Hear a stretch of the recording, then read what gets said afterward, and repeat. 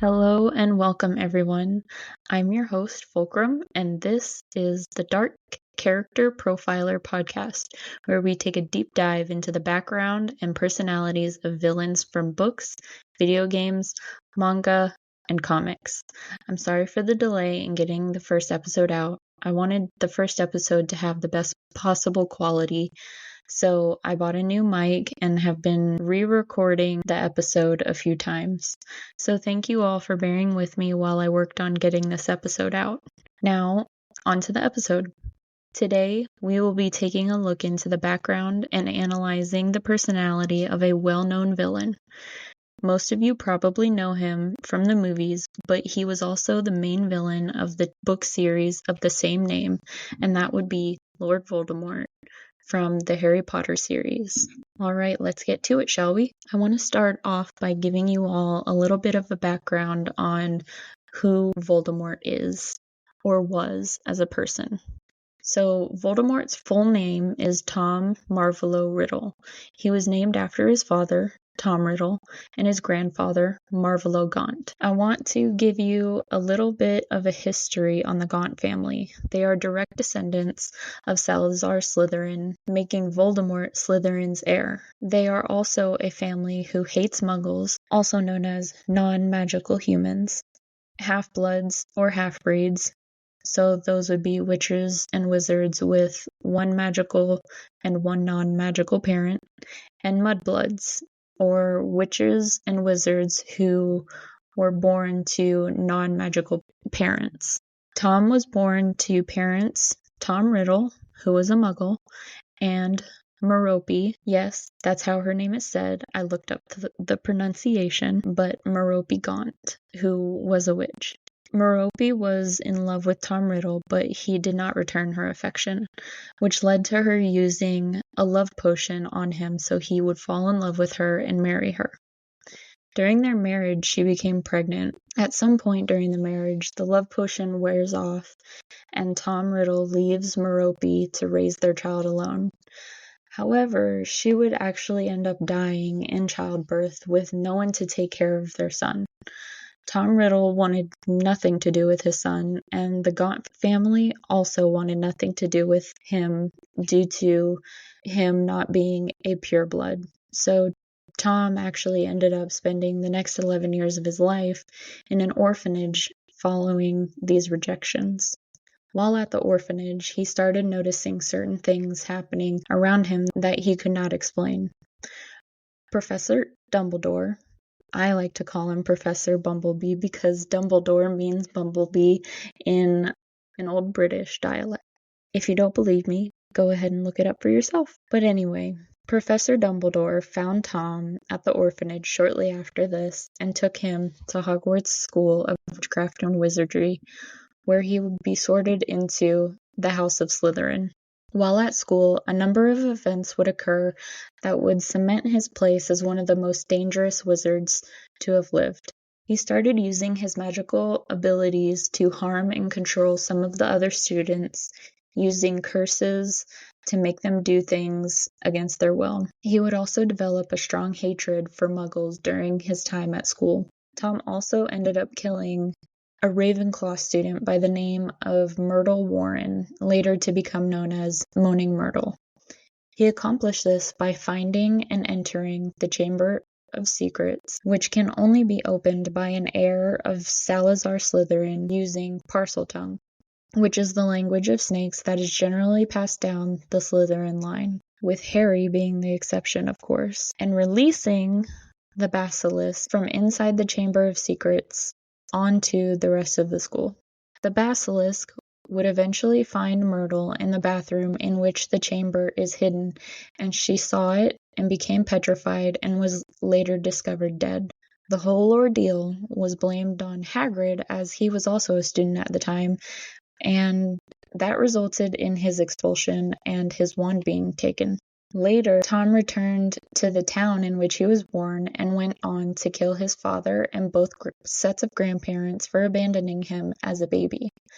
He would also take the Gaunt family ring from Marvolo Gaunt, which would later become one of his Horcruxes. Around this time, he began calling himself Voldemort after he learned that his father was a Muggle and didn't want to have any connection to his father or the Muggle side of his family. Following these killings, Voldemort goes back to Hogwarts and ultimately develops an obsession with Horcruxes and splitting his soul into 7 pieces of Horcruxes so that if he were to ever be killed, he would still be able to come back. After leaving Hogwarts, Voldemort forms a group of trusted allies that would eventually come to be known as Death Eaters. Voldemort would attempt to recruit other witches and wizards to join his cause of killing Muggles, Half-Bloods, and Mudbloods, and anyone who opposed him or stood in his way was killed.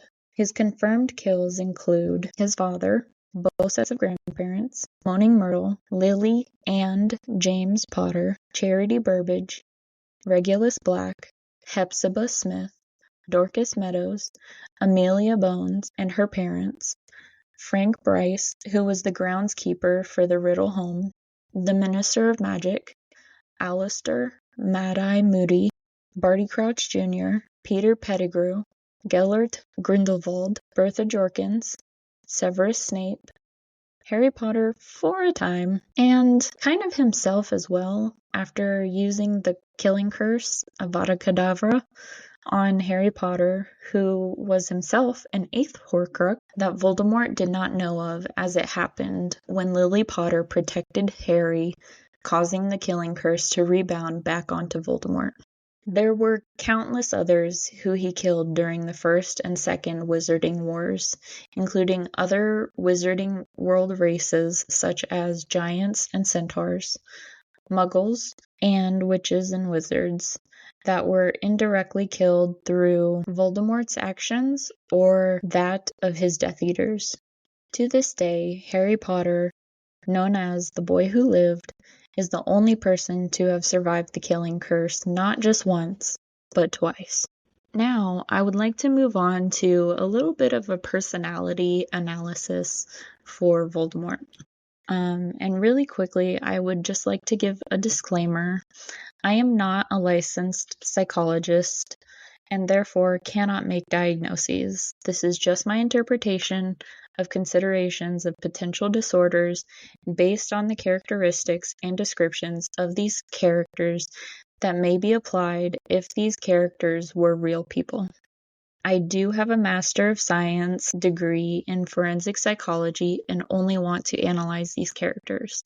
Again, this is not an official diagnosis, but rather an interpretation of characteristics. All analyses were researched using the Diagnostic and Statistical Manual of Mental Disorders by the American Psychiatric Association. During my research, I found 2 possibilities for potential disorders that might apply to Voldemort. And those are antisocial personality disorder and narcissistic personality disorder. I want to break down each of these disorders and their classifications for you just to give you an idea of why I chose these 2 for Voldemort. The first disorder I want to go over with you is antisocial personality disorder. And no, antisocial personality disorder is not something that people have who just don't like to be around people.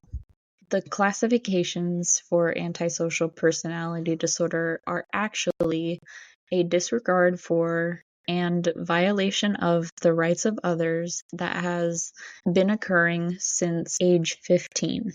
It is classified by at least 3 out of 7 characteristics, with the 3 most likely to apply to Voldemort being deceitfulness with repetitive lying, use of aliases, or conning others for personal profit or pleasure.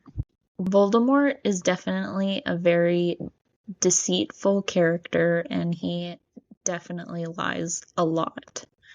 He also uses several aliases, such as Voldemort, Lord Voldemort, the Dark Lord, he who shall not be named, and so on. The second characteristic is reckless disregard for the safety of oneself or others. This characteristic was evidenced early on, actually, by his use of curses to harm and control others against their will. And the third one is a lack of remorse while justifying having hurt, mistreated, or stolen from others.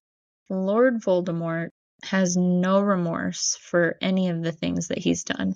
He believes that everything he is doing is for the greater good of the wizarding world. So he will use that as a justification for hurting, mistreating, stealing from, and even killing other people.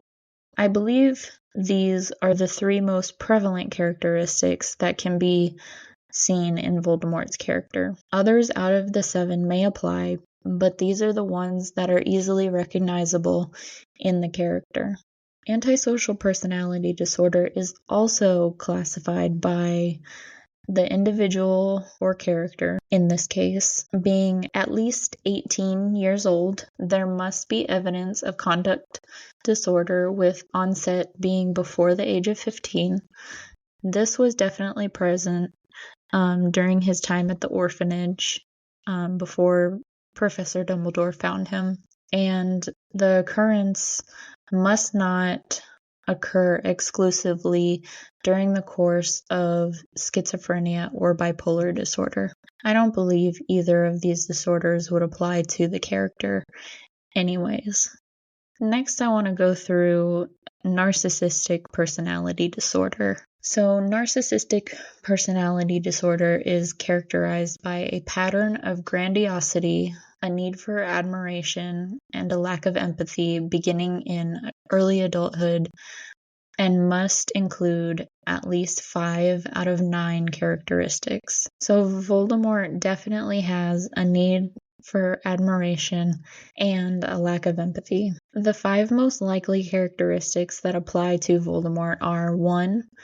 Being preoccupied by fantasies of unlimited success, power, brilliance, beauty, or ideal love. Voldemort definitely is preoccupied with unlimited success and power. This is evidenced by, him wanting to rule the wizarding world and take out all the muggles so that the wizarding world can be dominant. And it's also evidenced by his desire of the Philosopher's Stone, or also known as the Sorcerer's Stone, and the Elder Wand.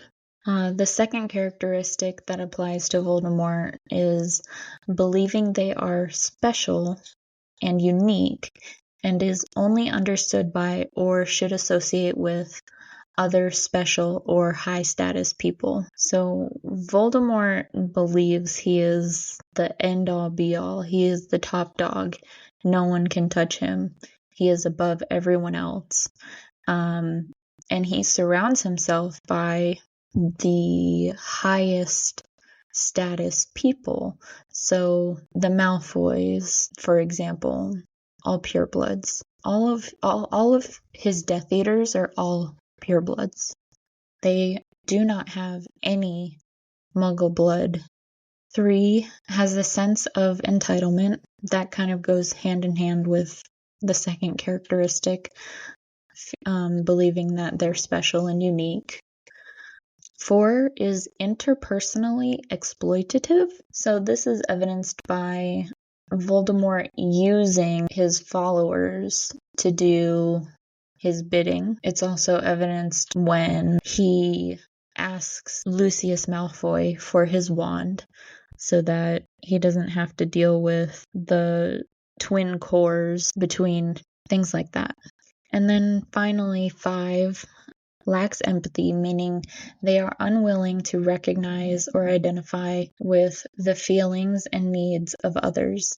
So Voldemort does not see himself as equal to anyone. He is above everyone. So he has a lack of empathy for anything involving anyone else besides himself. I believe these 5 characteristics are the most prevalent that are seen in Voldemort. Both of these disorders seem to have many characteristics that may be applied to Voldemort, but tell me what you think. Do you agree or disagree with these analyses? Leave a comment on the podcast or on the podcast's X or Instagram posts for this episode. Before I go, please like this episode and share it with your friends and family. I will also provide the email address for the podcast for future episode suggestions, as well as the links to the podcast's X and Instagram profiles in the episode description. All resources will be provided in the episode description as well. Thank you so much for listening. Bye.